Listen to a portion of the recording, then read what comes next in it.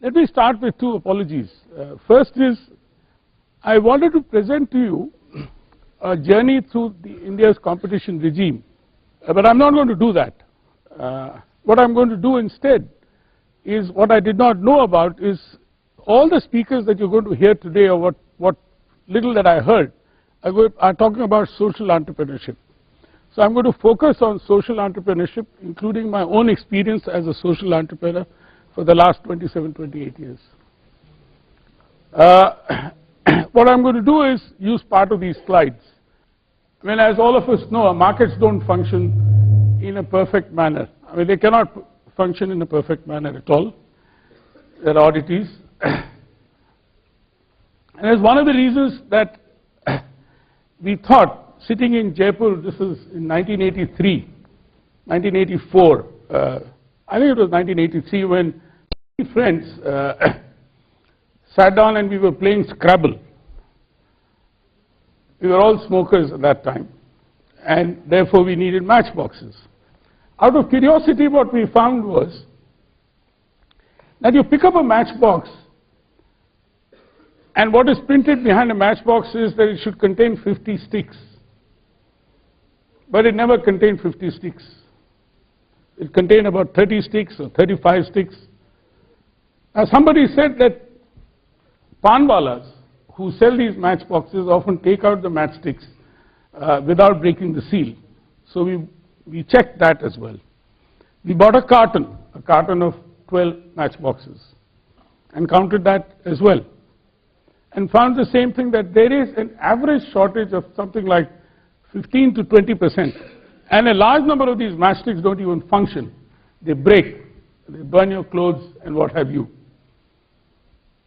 In the good old days, I still remember in a district in West Bengal, the poverty rate was so high that in Midnapur district, that people would buy even matchsticks, 5 matchsticks, 10 matchsticks at a time.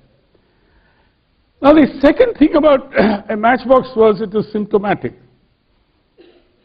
It used to cost us 4 annas. 4 annas is 25 paise, a coin which has now been demonetized. That's the value what we are looking at. But when we looked at the whole industry in India, we found that the annual cheating was about 80 to 90 crore rupees. Not too much. If you look at the cement industry, the cheating was much more in terms of shortages, intended shortages.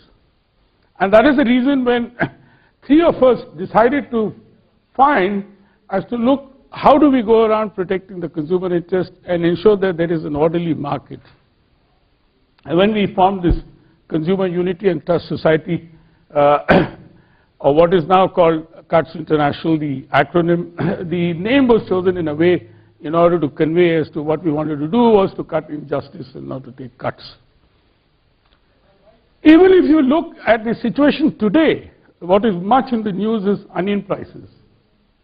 One of the latest jokes which is going around on SMS is that the Reserve Bank of India is accepting onion and garlic as collateral to give you loans until Sharad Pawar is the agriculture minister. That besides, the fact is that if you look, I mean, let me go to the, to the point, as when we started off, it was a voluntary group. It was a voluntary action. From 1984 to 1990, I was a volunteer at CUTS. From 1991 onwards, I became full-time at CUTS. And that is when I became a social entrepreneur. I heard Jagdeep Chokhar describe the definition of social entrepreneurship. Let me give you another definition of social entrepreneurship as far as I could understand it.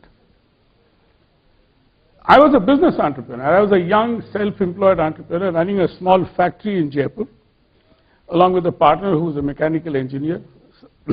I was the marketing and the management man, and he was the production man, the design man. And 2 of us are doing pretty well in this.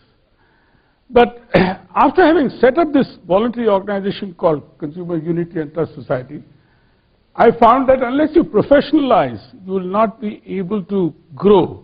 You will not be able to make that impact which is necessary. And that is why in 1991, I decided to join it full time, much against my family's wishes.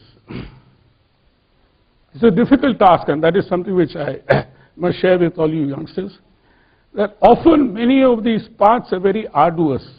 They require a lot of sacrifice. They require a lot of determination, and as well as the will, and some support. My immediate family, my wife was supportive, but my larger family, my father, my mother, my brothers were all very critical about it. That why are you leaving a good business career and getting into this kind of action? Today they are all very happy and quite proud. If you see as I go along to show what this is. Now, the distinction that I draw between a business entrepreneur and a social entrepreneur is the social entrepreneur, as Jagdeep Chokha defined, is not only building up social capital, but is also working with a non-profit goal in mind. And that is why we have what we call the non-profit organizations or the non-governmental organizations. It's something very simply understood, that the tale of a fishing rod versus fishes. I mean, you can provide fishes to the poor, the hungry, etc. But we would rather provide a fishing rod for him to, and enable that poor man to be able to go and fish, rather than to give fish and make him dependent upon charity. And that is the kind of realization that has helped us to grow cuts into what it is today. As you heard in my introduction, we started off as a Rural Development Communication Initiative, a wall newspaper, which began in 1983, 1 year before cuts began, and it is still being published today. It reaches out to a very large number of villages in the state of Rajasthan alone. We don't do it outside, except a few copies here and there. And that has helped to generate that kind of awareness, etc. One of the first campaigns that we did through Gram Gadar was a consumer campaign, Hai Koi Bachane Wala. This was a publication, an edition of August 1984, when there was a 3-day strike by medicine shops on some silly fight on commissions with the manufacturers. And we asked a question to them, I mean, including going and meeting them and say, look, is this a reason for you to call a strike? There are other ways how you can deal with this. And constantly we see today, I mean, there are several examples which have been quoted here, that consumers are not united, they are not together, while sellers of all kinds are always well organized, including lawyers. I mean, lawyers go off on a strike on a very simple thing, just because a lawyer has been hauled up by a police inspector for breaking a traffic rule, and suddenly they go on strike. And it's the victims, all you and me, all of us suffer for it. But what can we do? And that is what we were trying to do through this particular message, is that how do we organize? Or you bring an enabling environment that you cannot, and therefore one of the things that we were able to do in that time was to get the Consumer Protection Act when Rajiv Gandhi was the Prime Minister. Yeah, this is a poster on consumer rights, Ubhokta Adhikar Jindabad, signed by Rajiv Gandhi in August 1988. This is a man with a vision about consumer protection, and we were able to get the Consumer Protection Act in 1986. It took time, many of you know about it today. At least those who are educated would know about it. As somebody was talking at lunch as to how many consumers are aware of the Consumer Protection Act, I look at the glass as half full, in as much as a very large number of consumers are aware.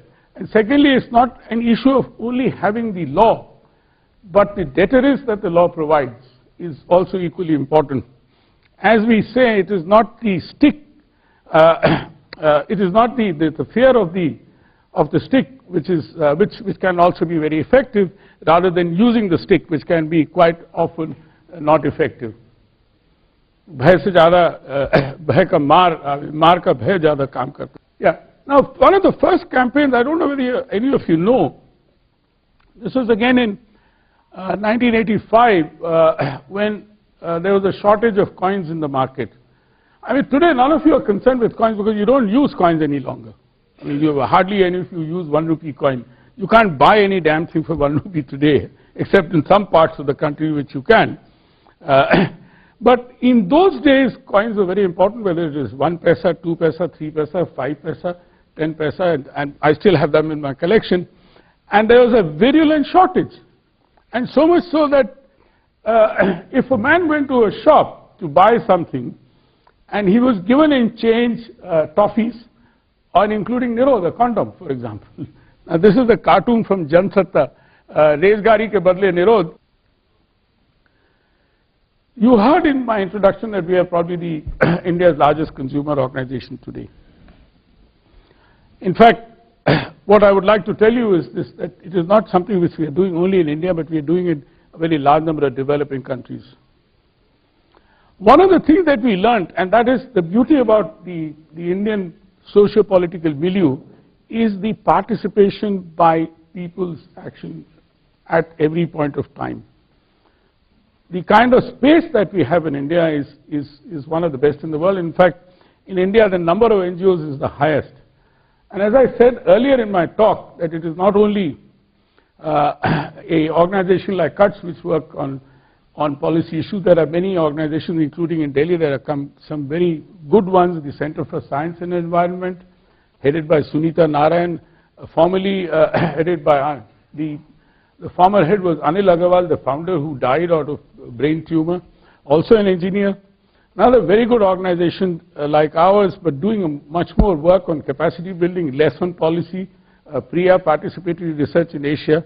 Rajesh Tandon, also an engineer and an MBA from IIT Kanpur and MBA from Ahmedabad. So there are a very large number of people like you who decided to go into social entrepreneurship as a career, and they have never regretted it. And that is what I would like to encourage you to do. What we've been able to do as CUTS is to work on policy, and therefore one of the reasons why we have often been referred to by many in the media was as the fifth estate. You have the four estates, the legislature, the judiciary, the executive, the media, and the fifth estate is the people's movement and the kind of NGO community that I'm talking about, and which you'll be hearing, which you have heard during the day. Most of us are what we call the part of the fifth estate, and especially a watchdog group like CUTS becomes much more